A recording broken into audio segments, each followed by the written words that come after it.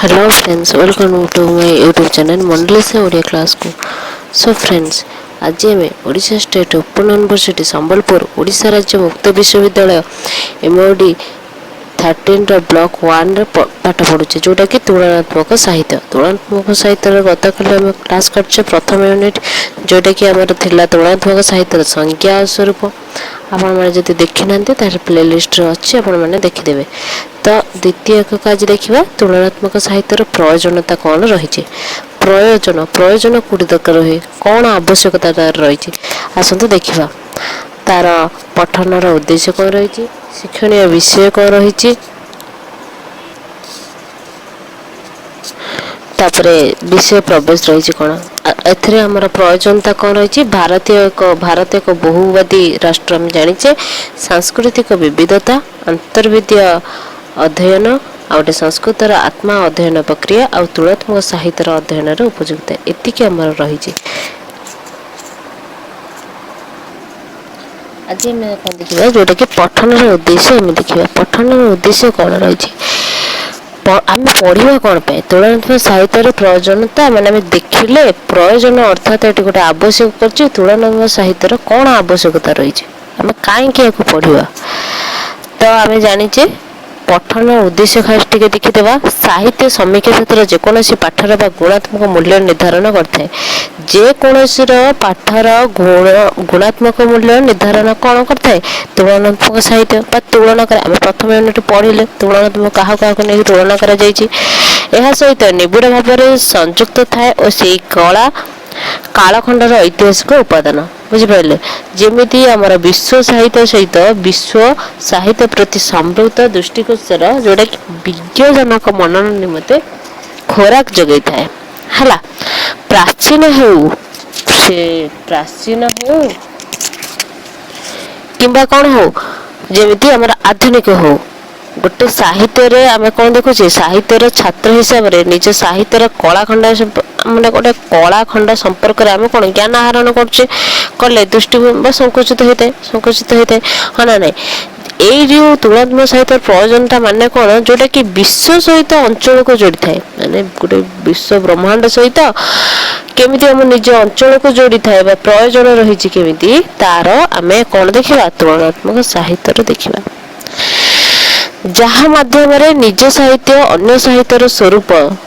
बा संदर्शन संभवपर होता है निज साहित्य भितर संयुक्त रही है जमी आमर विश्व सहित केमती आम अंचल को केमती जोड़ी थाए से आमर कौन देखिले सामाजिक स्थिति देखिले सांस्कृतिक अवबोध देखिले ऐतिहासिक उपादान विषय आम देखिले बुझिपारे ये सब आम देखिले। तो एबे आमर एतिकी उद्देश्य कौन आम जानले तो शिक्षणीय विषय आम देखा कौन कौन एथर विश्व केमिति आमर आंचलिक तथा जातीय साहित्य सहित विश्व साहित्य केमती संपर्क अच्छी साहित्य सहित संयुक्त कौन होती सामाजिक हो सांस्कृतिक हो राजनैतिक हो ऐतिहासिक उपादान गुड़िक देखिले उभय लिखित और कथित भाषा स्पष्ट साहित्य को दिशा एटा भी देखिले है तापरे विश्वजन संस्कृतिर एकत्र सहावस्थान जोटा कि मानविकतार प्रतिष्ठा तुलनात्मक साहित्य विषय देखिले। एबे देखिबा हमर कोन विषय प्रवेश अल्प अल्प पढ़िबा जेतिक पढ़िबा भल से पढ़िबा तो विषय प्रवेश आसन देखिबा तुलनात्मक विषय देछि तुलनात्मक साहित्यर प्रयोजनता ताहले सेटा का हम आगे कोन देखिबा तुलनात्मक कहिले जेकोसी आम गोटे देखिले गोटे गीता हो भागवत से देशर गोटे ग्रंथ आम देशर गोटे पूरा बहुत तुलना माने अलग किसी डिफरेंस देखो तुलनात्मक साहित्य अध्ययन विशेषता हूँ कौन जे सर्वदा विश्व सहित स्थापन जड़ित करवा आम टिके पूर्व कौन पढ़ले विश्व साहित्य सहित निज अंचल को जोटा जड़ित करवा जोड़े सेटा हूँ तुलनात्मक प्रयोजनता देखिले आम है जहाँ विश्व सहित माने विश्व सहित स्थापन करते विश्वायन प्रेक्षापट विचार कले विश्व एक ग्रामर आम रूपांतरित होची रूपांतर मनुष्य भितर व्यावसायिक प्रवृत्ति जेपरी भूमिका निर्वाह कर वैषयिक ज्ञान विज्ञान चर्चा उपरको आसुची जानिपारे ଆମର ଯେଉଁ ଆମର ବିଗତ 200 ବର୍ଷରେ ଆମେ ସାହିତ୍ୟ ସଂରଚନା କରୁଛେ ଆଗରୁ ବହୁତ କିଛି ଲେଖା ବା ଲେଖକ ଲେଖିକା ସମସ୍ତେ କିଛି ଲେଖି ଯାଇଛନ୍ତି ମାତ୍ର ଏହାର ପୂର୍ବ ସାହିତ୍ୟ ତତ୍କାଳୀନ ଆର୍ଥ ବା ସାମାଜିକ ବା ସାଂସ୍କୃତିକ ପ୍ରେକ୍ଷାପଟରେ ଏକ ସ୍ଥିତି ନିବୃତ୍ତ ରହିଛି ଯେଉଁଟାକି ଆମ ମାନସ ପଟରେ ସେଟା ଲିପିବଦ୍ଧ ହେଇକି ରହିଛି ଯେମିତି ଧର୍ମ ବା ବିଜ୍ଞାନର ତୁଳାତ୍ମକ ଚର୍ଚ୍ଚା ଅନେକ ସମୟରେ ବିଜ୍ଞାନ ଭିତ୍ତିକ ସଂସ୍କୃତି ଚର୍ଚ୍ଚାକୁ ଆପଣେଇବାରେ ସଂକୋଚ ବୋଧ କରିନଥାଏ ତାହେଲେ ଏଇଟା ପ୍ରାକୃତିକ ଘଟଣା ହେଉ ବା ସାଂକେତିକ ବିଗ୍ରହ ଉପରେ ଗୁରୁତ୍ୱ ଦେଉଥିବା ବିଜ୍ଞାନ ନିଜର ସିଦ୍ଧାନ୍ତକୁ ସ୍ଥାନ କାଳ ଆଉ ଭେଦରେ ସଠିକ ରୂପ ଦେଲା ବୋଲି ସାହିତ୍ୟର ଆମ ଆଶ୍ରୟ ବୋଲି ଜାଣିଛେ ବୁଝିପାରିଲେ ଏଟା ହେଉଛି ବିଷୟ ପ୍ରବେଶ ଏତିକି କଥା ମନେ ରଖନ୍ତୁ ତୁଳାତ୍ମକ ପ୍ରୟୋଜନ କହିଲେ ତୁଳାତ୍ମକ ସାହିତ୍ୟ ଯେଉଁଟାକି ଆମର ବିଶ୍ୱ ସହିତ ନିଜ ଅଞ୍ଚଳକୁ ଯୋଡ଼ିବା ଏଇଟା ହେଉଛି ତୁଳାତ୍ମକ ସାହିତ୍ୟର ପ୍ରୟୋଜନ କ'ଣ ଆମର ପ୍ରୟୋଜନ ରହିଛି ସେଟା ହେଉଛି ପ୍ରୟୋଜନ ବୁଝିପାରିଲେ ତାହେଲେ ଏବେ ଦେଖିବା ତୁଳାତ୍ମକ ସାହିତ୍ୟର ଅଧ୍ୟୟନର ପ୍ରୟୋଜନଟା କେମିତି ଆମେ ଅଧ୍ୟୟନ କରିବା କ'ଣ ପାଇଁ ଅଧ୍ୟୟନ କରିବା କୋଉ ମାଧ୍ୟମରେ ଆମେ ଅଧ୍ୟୟନ କରିବା ଏମିତି କିଛି ଅଧ୍ୟୟନ କରିବା ଯେମିତି ଆମର ପ୍ରୟୋଜନରେ ଆସୁଥିବ ହେଲା ତାହେଲେ ଆମର ଏତିକି ମନେ ରଖିଥିବେ ଆଧାରେ ଅଧ୍ୟୟନର ପ୍ରୟୋଜନ କରିବା ଭିତରେ ଆପଣମାନେ ଟିକେ ଲେଖିବେ ତ ଭାରତ ଆମର ପଏଣ୍ଟ ରହିଯାଉଛି କ'ଣ ଏ ଅଧ୍ୟୟନ କାହିଁକି ଆମେ ତୁଳାତ୍ମକ ସାହିତ୍ୟର ପ୍ରୟୋଜନତା ରହିଛି କାହିଁକି ଆମେ ତାକୁ ପଢ଼ିବା ପଏଣ୍ଟ ରହୁଛି ଭାରତ ଏକ ବହୁବାଦୀ ରାଷ୍ଟ୍ର ଗୋଟେ ପଏଣ୍ଟ ସାଂସ୍କୃତିକ ବିବିଧତା ମଧ୍ୟରେ ସେଟା ଗୋଟେ ପଏଣ୍ଟ ଆନ୍ତର୍ବିଦ୍ୟା ଅଧ୍ୟୟନତାକୁ ସିଏ ଗୋଟେ ପଏଣ୍ଟ ସାଂସ୍କୃତିକ ଆତ୍ମା ଅଧ୍ୟୟନ ପ୍ରକ୍ରିୟା ଏଟା ଗୋଟେ ପଏଣ୍ଟ ତାପରେ ଆମେ ତାର ଉପଯୋଗିତା କିଛି ଗୋଟା ଦେଖିବା ବୁଝିପାରିଲେ ତ ଏତିକି ଲେଖିଲେ ଆମର ଏଇଟା କ'ଣ ତୁଳାତ୍ମକ ସାହିତ୍ୟର ପ୍ରୟୋଜନତା କମ୍ପ୍ଲିଟ୍ ହେଇଯିବ ଆ ଭିତରୁ ସର୍ଟ ଆସୁ ଲଙ୍ଗ ଆସୁ ଆପଣମାନେ ବୁଝିଥିବେ ଯଦି ଲେଖିଦେବେ ତ ତୁଳାତ୍ମକ ସାହିତ୍ୟ କ'ଣ କାହିଁକି ଆକୁ ପଢ଼ିବା କ'ଣ ପାଇଁ ପଢ଼ିବା ହେଲା ଏଠି ଆମେ ଦେଖିଛେ ଆମର ବିଷମତା ରହିଥାଏ ଯେମିତି ଆମର କ'ଣ କାହିଁକି କେଉଁ କାରଣରେ ଏ ଆମର ସମତା ଦେଖାଯାଏ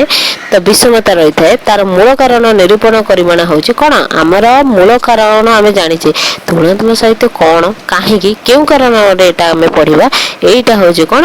ଏଇଟା ହେଉଛି ଆମର ହେଉଛି ତୁଳାତ୍ମକ ସାହିତ୍ୟର ଅଧ୍ୟୟନର ବିଶିଷ୍ଟ ଗୁଣ ସାହିତ୍ୟ ହେଉଛି ମାନବୀୟ ପ୍ରବୃତ୍ତିର ଏକ ସ୍ଥୂଳ ପରିପ୍ରକାଶ ଯେମିତି ସୂକ୍ଷ୍ମ ସ୍ତରରେ ବା ଅନୁସନ୍ଧାନ କଲେ ଆମେ ମନ ହୁଏ ମାନବୀୟ ପ୍ରବୃତ୍ତି ତାର ପରିବେଶ ସଂସ୍କୃତି ବିଧି ବ୍ୟବସ୍ଥା ଦ୍ୱାରା ନିୟନ୍ତ୍ରଣ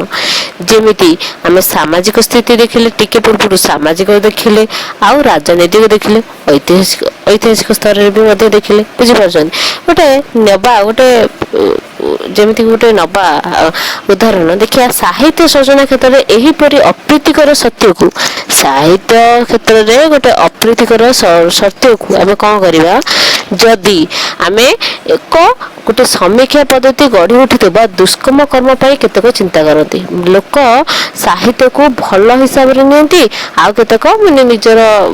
ଲାଭ ପାଇଁ କିଛି କରନ୍ତି ଯୋଉଟାକି ସେଇଟା ସେମିତି ଲେଖିଛି ତ ଏଇ ସାହିତ୍ୟ ପ୍ରକ୍ରିୟା ସମଗ୍ର ବିଶ୍ୱରେ ଅନୁଭୂତ ହେଇଥାଏ ସେଥିପାଇଁ ବିଶ୍ୱ ସାହିତ୍ୟରେ ଏଇ ସମତା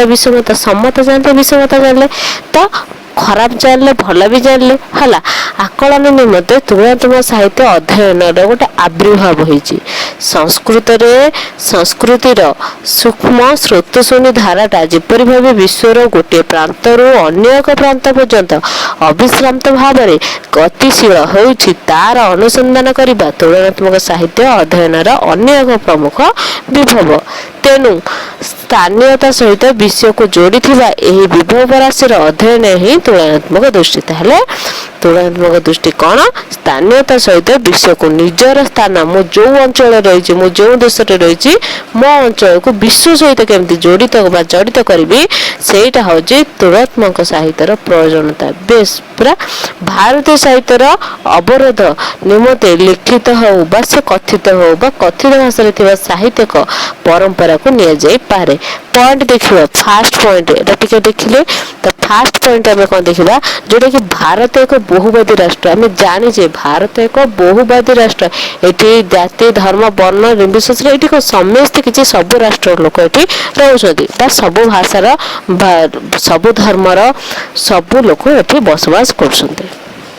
ଜାଣିଲେ ତାହେଲେ ଏଠି କ'ଣ ରହିଛି ଆସନ୍ତୁ ଜାଣିବା ଅଳ୍ପ ଟିକେ ଦେଖିବା ହେଜ ମେନ୍ ପଏଣ୍ଟ ପଢ଼ିଦେବା ତ मन रही। भारत एक बहुमती राष्ट्र कहीं कहुई कौन पर रही आमर बहुभाषा व संस्कृतर समन्वय भारतीय भावादेश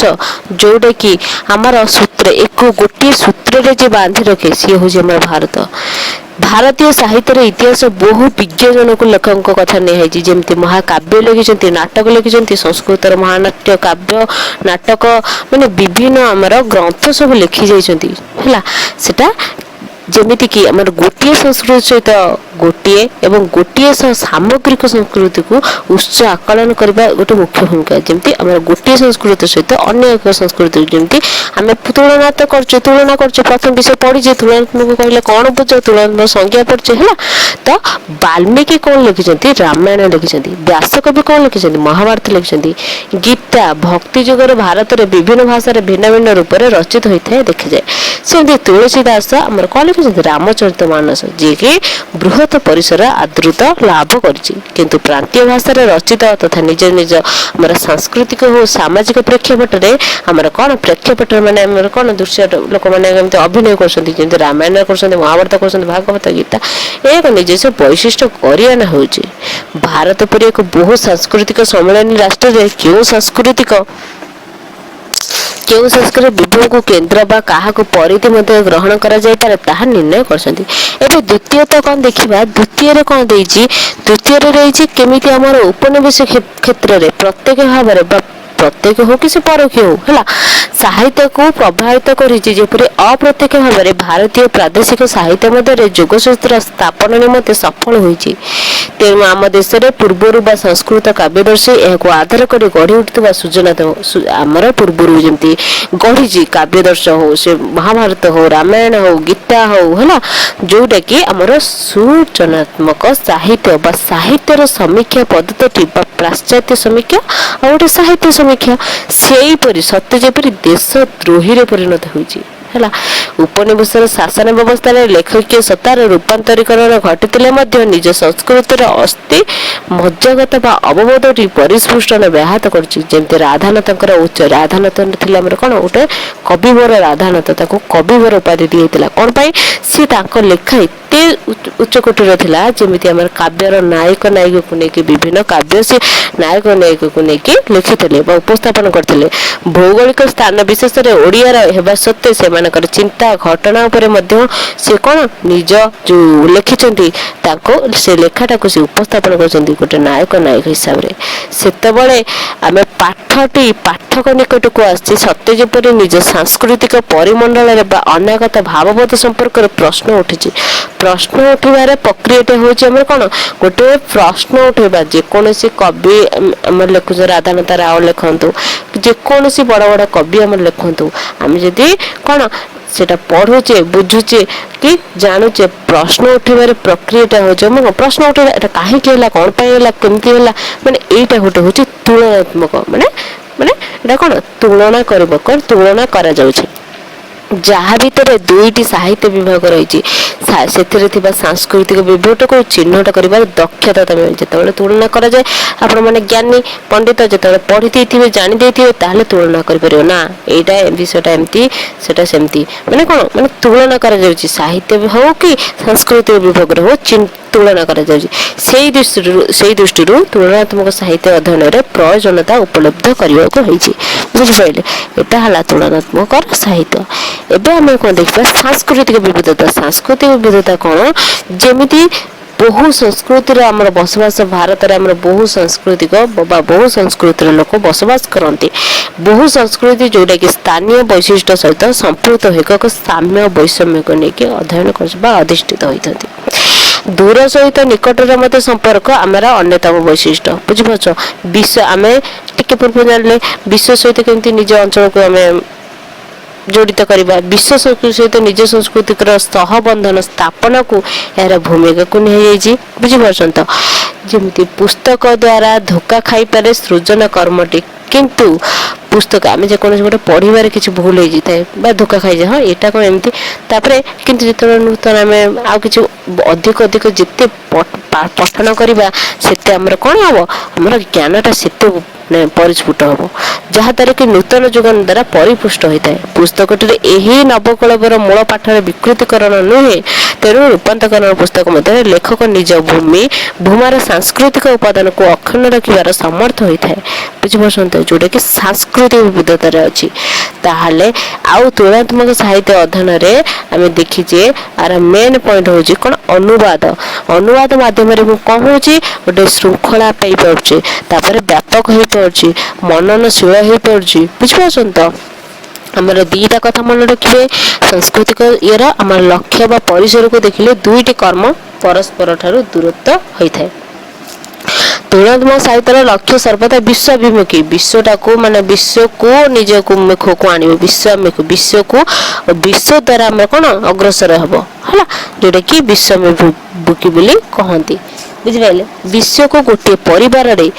रूपांतर कर विविधता मध्य एकता बा सौहार्दपूर्ण जीवन अन्वेषण करबा यार लक्ष्य विश्व को निज परिवार रूप माने से हिसाब रे हमको ग्रहण करबा से को अग्रसर करबा यह होची हम जीवन रो अन्वेषण यार होची हमर लक्ष्य बुझिपारछंती तापरे हमरा कोन देछि जेमति हमर सांस्कृतिक वास्तवता कोन रहिछि जेते गोटे भौगोलिक रे बसवास करथि गोटे निर्दिष्ट अंचल गोटे बसवास करले जनसमूह ऐतिह्य सांस्कृतिक अभिवर्तन को श्रेष्ठ बोली मन करबा स्वाभाविक वास्तविक मात्र भिन्न सांस्कृतिक देखा जाए माने गोटे अंचल रे आमे समस्ते बसवास कले किंतु निज संस्कृति रे निज आज विभिन्न अंचल रे आमे गोटे जगह रे बसवास बा निज गोटे भौगोलिक स्थान रे रहिले किंतु एटी कोन समस्तकर सांस्कृतिक संबंधन सांस्कृतिक वास्तवता अलग होइଥାଏ बुझि पाछो त से दृष्टि विषयन परिप्रेक्षी तुलनात्मक साहित्य सर्वदा प्रचेषा करबा और सांस्कृतिक सहवस्थान मध्ये कथा है जेंति विश्व साहित्य हमरा लिखिसंती कि रविंद्रनाथ ठाकुर से लिखिसंती कोन चिंताशील व्यक्ति विचारधारा सह सहमत होगा पड़ो अर्थात विश्वजन्य धाताय होची ताले तुलनात्मक साहित्य में कौन देखले तुलनात्मक साहित्य कहले आम कौन जमीती आम सांस्कृतिक आम देखिले साहित्य व अध्ययन प्रेक्षापट में समाजर अर्थ सामाजिक राजनीतिक सांस्कृतिक जीवधार एक भावधारा को पृष्ठभूमि को विश्लेषण करता तार कौन एक्चुअली रामायण कौन अच्छी महाभारत कौन अच्छी संस्कृत सांस्कृतिक ये गोटे सामाजिक पाखक समाजर लोक पाखक प्रेक्षापट हिसाब से समस्त कौन उद्भाषित करता है समस्त पाखक आसी पहुंचाई था एवं देखिए कौन आंतविद्या अध्ययन आंतविद्या कौन जोटा कि अंतः विद्या माने भीतर को जो गुणटा आमर अच्छी ता भीतरटा आमर केमिति अध्ययन करिया ज्ञान जगत रे बा विस्तृतीकरण अंतविद्या संपर्क गभीर चर्चा निमंते प्रयोजनीय होची हमर कोन अनुवाद अनुवाद कोन ज्ञान जगत रे विस्तृत करना हम ज्ञानटा को विस्तृत करबा अंतविद्या संपर्क रे गभीर चर्चा करथाय बा प्रयोजन करथाय से होची हमर कोन अंतविद्या यही अनुवाद प्रकरण विविध विद्यार आलय को प्रसारित करता है जमी भाषा साहित्य यही सब जमी आम कौन तुलनात्मक साहित्य केवल ज्ञान चर्चा विस्तारीकरण साहाय्य कर अनुवाद प्रक्रिया क्रमशः तुलनात्मक अध्ययन केवल स्थान काल पात्र भेद कराए ना परंतु सेगुड़ी महात्मा व प्रक्षेपण में शक्तिशाली कराए विभिन्न भाषा संरचित मूल पाठ सहित विश्वर अन्य भाषा रचित मध्य साम्य बा वैषम्य निरूपण करा जाय साम्य हो सेमती से आम कौन विविध आम पढ़िले कौन भौगोलिक हो सांस्कृतिक हो साहित्य कला भेदर मध्य आम से सब देखिलु जोटा कि अंतविद्या हम भीतर गुणटा को जी जागृत करता है सेटा हूँ अध्ययन एवं आम कौन देखा कि सांस्कृतिक आत्मा बा अध्ययन प्रक्रिया देखा गेटे कौन कहते गेटे कहते जे विश्व साहित्य अनुसार तुलनात्मक अध्ययन होची एक संस्कृतिर आत्मा को आविष्कार करबा जेमति दुई जन लेखक को नहीं कि जेमति साम्य होची वैषम्य होची दुईटी शैक्षिक कथा को होची सेटा साहित्य होची और सांस्कृतिक होची सेमति फ्रेंच मध्ये कहती फ्रेंच स्कूल दुईटी लेखक अथवा दुईटी साहित्य को नहीं जेमति साम्य और वैषम्य गुरुत्व दिया जाउची अमेरिकन स्कूल रे सेमति हमर कौन 19 शताब्दी रे साहित्य और जातीय संस्कृति को सेठारे गुरुत्व दिया सेमती बुझीपार तापर मिथ विशेषकर आम अध्ययन मिथ पढ़चे है पूर्व सेमिस्टर पढ़ते 19 शताब्दी भाषा तत्व दर्शन चर्चा बा दुई विभाग कथा कहुई 1816 रे HJM जोटा कि आ विषय कौन आसला संज्ञा पड़ जाଉଛି जोटा कि 1816 मसीह से कौन कहते जे आमर HJM गुइस बेद जोटा कि इंग्राजी और फरासी सहित प्राचीनता पर आमर तुलनात्मक बा निबंधावली प्रकाश करछन्ती जे पुस्तकर नाम कौन थिला जोटा कि आमर थिला Course the literature compare Lee Lacan's Fran Advocates literature the moral English साहित्य प्रेक्षापट रे फ्रांसिस 1998 रे एक कथा कहिसंती तांका लेखा रे देखिले आपण तो अमेरिकार बा तत्वविद बा हेनरी बा प्रथम थर पाई तुलनात्मक साहित्य अध्ययन को तुलनात्मक संस्कृतर अध्ययन भितर अमेरिकार जने लेखक से कौन कहछन जे तुलनात्मक साहित्यर से कौन कहछन्ती तुलनात्मक जो साहित्य हमर लेखा अछि हैला एइडा आसंत देखंतु हाँ अमेरिकार तुलनात्मक हेनरी बा प्रथम थर को तुलनात्मक साहित्य अध्ययन तुलनात्मक संस्कृति अध्ययन भितर समाहित करथाय एपरि देखिले तुलनात्मक साहित्य अध्ययन एक विस्तृत इतिहास रहिछि जोटा कि साहित्य समीक्षा क्षेत्र में प्रभावटी केवल प्रभावशील साहित्यर गुरुत्व दिए ना यह आमर कौन साहित्यर मान्यता दिए है जोटा कि आम एवं देखा विश्वायन प्रेक्षापट में यही अवधारणा गुरुत्व देउछन्ती Gayatri Spivak Chakravorty the death of discipline 2004 ग्रंथ लिखिछन्ती तुलनात्मक साहित्यर अध्ययन उपयोगिता तुलनात्मक साहित्य अध्ययन आवश्यकता जोटा कि उपयोगिता तथा प्रयोजनता संपर्क में बहु मतांतर रही मतांतर पछरे हमर कोन रही आसन देखिबा हाँ तुलनात्मक साहित्य अध्ययन उपयोगिता मैंने तुलनात्मक साहित्य अध्ययन आवश्यकता उपयोगिता तथा प्रयोजनता संपर्क में बहु मतांतर रही यही मतांतर पछरे कार्य करी अनुवाद तत्व मेन हूँ तुलनात्मक साहित्य मेन ता पछरे बड़ काम कर अनुवाद तो यही मतांतर पछरे रही अनुवाद तत्व विश्व साहित्य सहित आम पर्यवेक्षण तुलनात्मक अध्ययन अपेक्षा अनुवाद श्रेय बोली आमर कहते प्रथम कही तुलनात्मक साहित्य मेन अध्ययनटा मैंने पछरे बड़ काम कर अनुवाद अनुवाद नदेले तुलनात्मक साहित्य हो पार ना अनुवाद एक श्रेष्ठ कर्म एपरी एक स्लोगान भितर तुलनात्मक साहित्यर सौंदर्यबोध मलिन होबार संभावना सृष्टि होती तेबे एही तर्क प्रणाली आधार करबा उपजीव्य करबा तुलनात्मक साहित्यर निजर आमर कौन रही प्रेक्षापट बा व्यक्ति हिसाब से रही बुझिपारे तापर आमर कौन रही आसन देखा बृहत परंपरा गुरुत्व दे गढ़ी होता तुलनात्मक साहित्य अध्ययन परिसर सीमित बुझिपारे तापर कौन रही एठी रही विश्वर प्रति लेखक माने प्रत्येक लोक बा प्रति लिखित भाषा रे सृष्टि होता साहित्यर मर्मबोध को परिचित कराइबा उद्देश्य तुलनात्मक साहित्यर गुरुत्वपूर्ण भूमिका करे आमर तुलनात्मक साहित्य कौन गुरुत्वपूर्ण भूमिका करे विश्वर प्रति लेखा जहाँ किसी जो लेखक जहाँ भी लिखिछन्ती साहित्यर मर्मबोध को साहित्य से कौन कहवाक चाहिए मर्म कौन लिखार कारण कौन कौन लिखिं कौ उद्देश्य लिखिं सेटा हूँ तुलनात्मक साहित्य तुलना कराए बुझिपार तो तेज अलिखित भाषा गोष्ठी अंतर्भुक्त जनसमूह मध्य लोक साहित्य आधार कर तुलनात्मक साहित्यर चर्चार अयारंभ घटी सेमिति आम देखिले 19 शताब्दी एक विंश शताब्दी 19 शताब्दी आमर विंश शताब्दी मध्य आम देखिले कौन देखिले जे तुलनात्मक साहित्य चर्चा विविध प्रतिबंधक सत्वे निजर अस्तित्व बलवत्तर रक्षा करिछि जेमिति आमर रही कौन लोक साहित्य लोक भाषा सहित भाषा संस्कृति सहित संस्कृति विश्व सहित समुदाय मिसिले आमर कौन तुलनात्मक साहित्यर प्रयोजन होउछि एटा आमे देखिले बुझिपाइले तापर कौन रही प्रांतीय तथा कथित केन्द्र द्वारा संरचित साहित्यर मूल्यांकन करने सहित उभय मध्य साम्य वैषम्य दृष्टि तुलनात्मक साहित्य होउछि तापर कारण कौन रही आमर कौन परस्पर भितर गोटे भाषा साहित्य संस्कृति मध्य गोटे किसी संपर्क रही किसी निबिड़ किसी जड़ित भाव रही यही गुड़ाक हूँ सांस्कृतिक उपादान आम देखिले तेणु तुलनात्मक साहित्य अध्ययन क्षेत्र में अनुवाद प्रमुख भूमिका मन रखिए तुलनात्मक साहित्य पछपटू कम कर मेन पॉइंट माने काम कर मेन हूँ आम कौन अनुवाद अनुवाद न तुलनात्मक साहित्य हेनी तो जहाँ आम जमी पूर्व सेमिस्टर ब्लॉक 9 में पढ़ते संपादक लेखक भूमिका कौन आम देखिले तफात देखी ना लेखक जिते बड़ जी जहाँ होता ना कहीं आमर संपादक एडिटिंग से भल न हो लिखार से प्रयोजनता न था ଯାହା ଉପରେ ଦକ୍ଷତା ଥାଏ ସେଇ ଭାଷାର ରଚିତ ପୁସ୍ତକ ଆକାର ଗ୍ରନ୍ଥ ଉପରେ ଗ୍ରହଣ କରିଥାଏ। ମୋର ଦକ୍ଷତା ଏ ବିଷୟରେ ଅଛି ତ ମୁଁ ଏ ବିଷୟରେ ହିଁ ଦେବି, ତ ଏ ବିଷୟକୁ ଛାଡ଼ିକି ଯଦି ଅନ୍ୟ ବିଷୟରେ ପଢ଼ିଲେ ତାହେଲେ ସେ ଗ୍ରନ୍ଥଟାକୁ ଗ୍ରହଣ କରାଯିବ ନାହିଁ। ଅନେକ କ୍ଷେତ୍ରରେ ମୂଳ ଭାଷାର ପ୍ରତିକୂଳ ନେଇ ଜନଗୋଷ୍ଠୀର ସାଂସ୍କୃତିକ ବୈଚିତ୍ର୍ୟ ଅନୁବାଦ ପୁସ୍ତକ କେତେ ଦୂର ପ୍ରତିକୂଳନ ସମଳ ତାହା ଏକ ପ୍ରଶ୍ନ। ପ୍ରଶ୍ନବାଚ ଅମୂଳ ନୁହେଁ। ତୃତୀୟ ପକ୍ଷରେ ସାହାଯ୍ୟ ନେଇ ଅନୁବାଦ କାର୍ଯ୍ୟ ସମ୍ପନ୍ନ ହୁଏ। ସାଂସ୍କୃତିକ ଅର୍ଥଗମନର ଅଭାବ ବୋଧ ପରିଲକ୍ଷିତ ହୋଇଥାଏ। ହେଲା, ତାପରେ ଆମେ କ'ଣ ଦେଖିଲେ, ଏଠାରେ ଗୋଟେ ପ୍ରସଙ୍ଗକୁ ନେବା, କ'ଣ ନେବା ଯେ ଏଠି ଦେଇଛି ଗୋଟିଏ ଭାଷା ବା ଭୂଗୋଳ ଠାରୁ କୌଣସି ଯୋଗାଯୋଗ ବା ସମ୍ପର୍କ ଏକ ଭାଷା ବା ଭୂଗୋଳ ପରିବେଶନରେ ବିକଶିତ ଏକ ଆମର କ'ଣ ସାହିତ୍ୟ ମଧ୍ୟରେ ଥିବା କିଛି ସାମ୍ୟ ରହିଛି। ଯେମିତି କ'ଣ ବିଷ୍ଣୁ ସାମନ୍ତରାଳ ଅଧ୍ୟୟନ କୁହାଯାଏ, ଯେଉଁକୁ ସାମ୍ୟ ଭାବରେ ବା ସମାନ୍ତରାଳ ଭାବରେ ଅଧ୍ୟୟନ କରାଯାଇଥାଏ। କିନ୍ତୁ ଆଧୁନିକ ଅସୁବିଧାରେ ନିର୍ମିତ ତୁଳନାତ୍ମକ ସାହିତ୍ୟ ହେଉଛି କୁହାଯିବ ନାହିଁ। ତେଣୁ